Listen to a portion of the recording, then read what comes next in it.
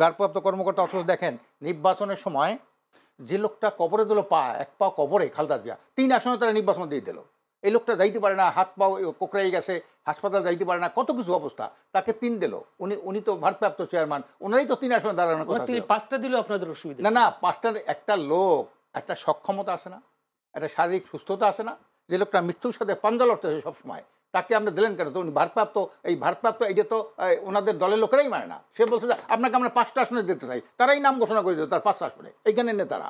এটা কি উনি বলবেন? যাই হোক, উনি এটারটা এই নিয়ে আমি ওইটাকে নিয়ে কোনো কথা বলতে চাই না। উনি ওনার কোনভাবে পেঁয়াজের আলু দেওয়া ভালো, হ্যাঁ পেঁয়াজের গুদাম করা ভালো, আলু পুষে যাইতেছে, আলু সংরক্ষণ করা দরকার, সিপ বানাইয়া বিদেশে পাঠানো দরকার, এটা তো বলতে পারতেন যে আলু এত সস্তা যে সিপ বানাই বানিয়ে আমরা রপ্তানি, এ কথাটাও তো বলে আরো কথাও বলেছে। হ্যাঁ না, যাই হোক, কাজে এইটা আমরা বলতে চাই না। আমরা যেটা বলতে চাই যে বিএনপি সাথে আওয়ামী লীগ অনেক বড় বড় মন্ত্রী মিনিস্টারের আত্মীয়তার সম্পর্ক আছে। সেখানে উনি যে কথাটা বলেন, বা উনি সবসময় কিন্তু তথ্য ভুল দেন।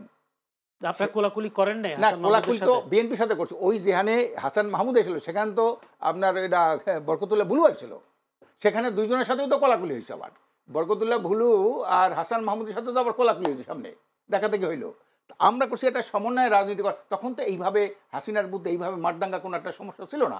তা এখানে সেখানে ওনাদের আত্মীয়তার সম্পর্ক, আওয়ামী লীগ বিএনপি অনেক নেতার সাথে, জানেন তো প্রায় 20-25 জনের সাথে এরকম আত্মীয়তার সম্পর্ক তারা করতেছে। হ্যাঁ, সব কিছু গোপন তথ্য ফাঁস করতেছে ভিতরে ভিতরে আত্মীয়তার সম্পর্কের কারণে, হ্যাঁ, যার কারণে আন্দোলন কখনো জমে নাই। আর এখানে আওয়ামী লীগ আন্দোলন জমে নেই কেন? 28 অক্টোবর 10 লাখ মানুষ জড়ো করেছে, তাতে কিছু ব্যর্থ হয়েছে না। এর পরের দিন কি হলো? পুলিশের কারণে আপনারা দাঁড়াতে পারতেন না না, এর কারণে কি করলেন ওরা? এর পরের দিন কি করলেন? এই যে ঢাকা অবরোধ দিলেন, এটা কি বাস্তবায়ন হলো? ওইটার পরে এইটা হইলো? যাই হোক, এখন যেটা হলো যে তারপরে এর যে চিফ জাস্টিসের বাসার সামনে হামলা করবে জাহাঙ্গীর, ওই যে গাজীপুরের ট্র্যাক নিয়ে, এটা ওনাদের একটা ইনফরমেশন থাকার কথা ছিল না?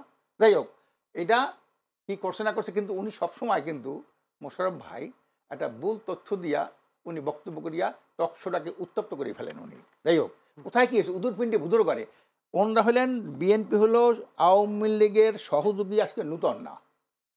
শেখ হাসিনা তো শেখ মুজিব তো আওয়ামী লীগকে শেষ করে দিয়ে গেছিল বাকশাল করিয়া। এই আওয়ামী লীগকে পুনর্জীবন করছে কিন্তু জিয়া রহমান সাহেব। দেখেন, কিন্তু আওয়ামী লীগকে প্রতিষ্ঠা করছেন জিয়া রহমান। বহুদলীয় গণতন্ত্র বিশ্বাস, বহুদল কি, যারা ফ্যাসিস্ট, এরা 22,000 20,000 জাসদের কর্মী হত্যা করলো, যারা রক্ষী বাহিনীর মাধ্যমে দিয়া মুক্তিযোদ্ধাকে হত্যা করছে, অনেক শেখ সিংদের হত্যা করলো যারা, ঠিক না?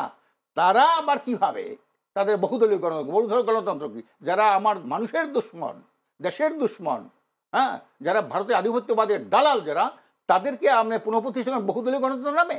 এই গণতন্ত্র আপনারটা চলে, আরটা কেউ চলে না। তারপরে দেখেন উনি কি করলেন, তারা আওয়ামী লীগকে পুনঃপ্রতিষ্ঠা করলেন, হাসিনার হাতে 32 নম্বরের চাবিটা তুলে দিলেন। আচ্ছা, বেশ ভালো করলেন, আপনি এত উদার দেখাইলেন।